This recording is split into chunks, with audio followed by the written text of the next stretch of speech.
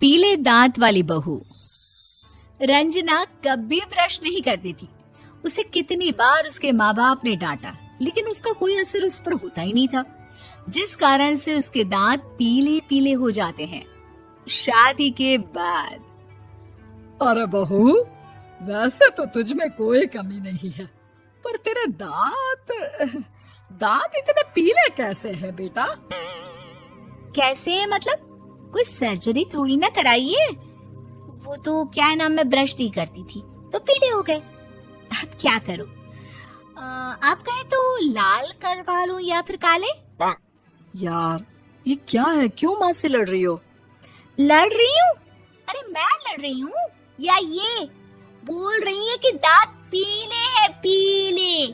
अरे तपस्या थोड़ी ना की है इन्हें पीले करने के लिए। बकायदा ब्रश नहीं किया है 20 साल तक, तब जाकर। छी, कैसी बात कर रही हो? ये उस वक्त तो पीले नहीं थे जब हम लोग तुम्हें देखने आए थे। अरे तब साफ करवा लिया होगा डेंटिस्ट के पास जाकर। अब देखो कैसे पीले पीले लग रहे हैं। रंजना सास की तरफ गुस्से से देखती है। फिर शुरू हो गई पीले पीले पीले। अरे पीले तो तब भी थे जब मेरे हाथ का रसगुल्ला उड़ा उड़ा कर खा रही थी और बोल रही थी, लड़की नहीं गुणों का खजाना दे रहे भाई साहब आप। खैर, अब वो लोग करते भी तो क्या करते, पीले दांत वाली बहू पल्ले पड़ी थी तो झेलना तो था ही। एक दिन कीर्तन में रंजना गाना गा रही थी। अरे कमला बहन, माँ का द्वार है, यहाँ तो सब शुद्ध होकर आते हैं, फिर अपनी बहू को ब्रश भी नहीं करवाती तुम। दूर से पीले पीले दांत भक्ति में बाधा उत्पन्न कर रहे हैं।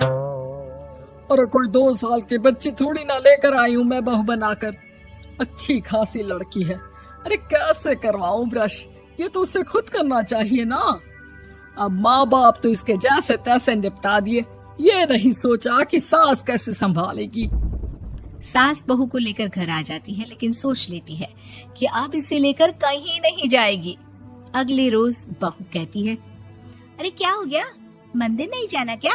कीर्तन का वक्त हो रहा है। मेरी मधुर वाणी से कान्हा जी जागते हैं और सोते हैं।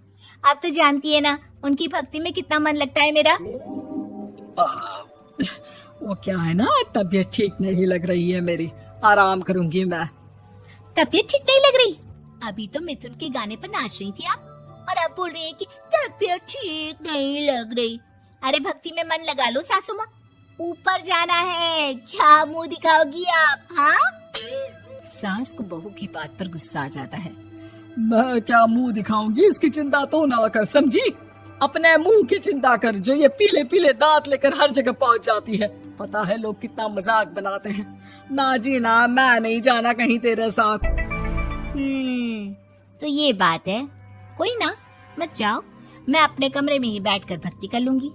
ऊपर वाला दांत थोड़ी ना देखता है, मन देखता है, भावना देखता है। और अरे बस बस, तू सब कुछ दिखा, बस ये सफेद चमकदार दांत ना दिखाना किसी को, है? जा यहाँ से। बहू को सास की बात का कोई फर्क नहीं पड़ता। वो तो जैसी थी वैसी ही रह जाती है।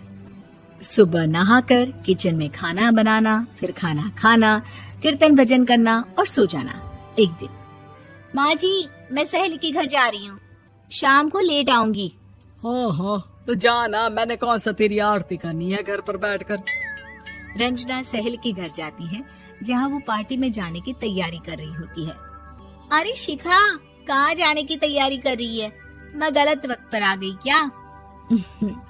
अरे नहीं यार, उल्टा सही वक्त पर आई है।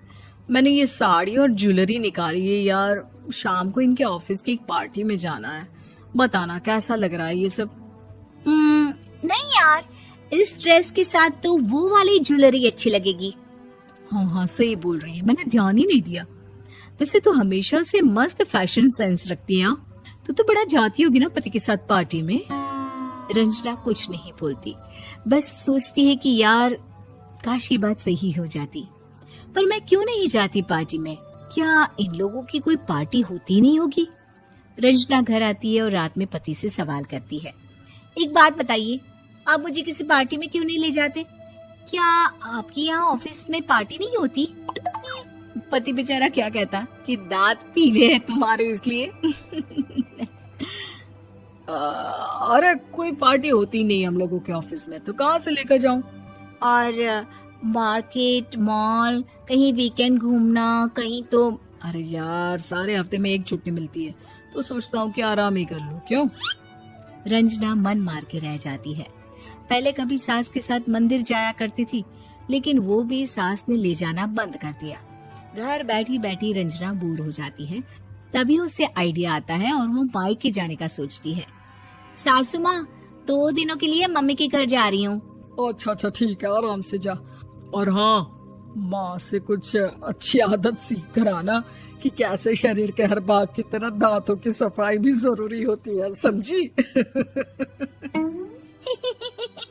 शुरू हो गई ना आप। वो लोग आपकी तरह नहीं है कि छोटी छोटी बात का बतंगड़ बना दे। उन लोगों के लिए मैं मायने रखती हूँ, ना कि मेरे पीले पीले दांत। रंजना माँ को बिना बताए उन लोगों को सरप्राइज देती है, लेकिन जैसे ही वो दरवाजे पर पहुंचती है, अंदर देखती है कि घर वाले कहीं जा रहे होते हैं। अब माँ, काश रंजना दीदी के दांतों वाली प्रॉब्लम नहीं होती, तो वो भी हम लोगों के साथ चलती ना बुआ जी की बेटी की शादी में। हाँ बेटा, लेकिन अब उसे कौन समझाए कि उसको उसके पीले दांत नहीं दिखते, लेकिन उसके आसपास के लोगों को कितना एम्बैरेसिंग फील कराते हैं। मुझे तो कितनी बार उसके स्कूल की टीचर ने शिकायत की कि उसके साथ कोई लड़की बैठना भी नहीं चाहती, और ना ही कॉलेज में कोई उससे बात करना चाहता था। लेकिन पता नहीं क्यों उसे ये बात समझ में ही नहीं आती। कोई कमी नहीं है उस लड़की में, बस यही कि दांत पीले हैं। वो तो भला हो जीजा जी और उनकी माँ का, जो दीदी को जैसी है वैसे ही रखा हुआ है। रंजना को अपने घर वालों की बात सुनकर बहुत दुख होता है।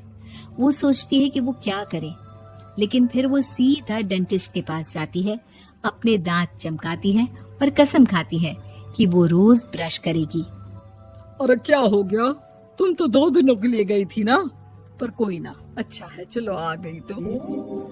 रंजना सास के सामने आकर खड़ी हो जाती है और पूरी स्माइल करती है, उसके चमकदार दांतों को दिखाती हुई। हैं? चले मंदिर। माँ, मुझे माफ कर दीजिए, मैंने आप लोगों को बहुत एम्बैरेसिंग फील करवाया। मैं आज से रोज ब्रश करूंगी।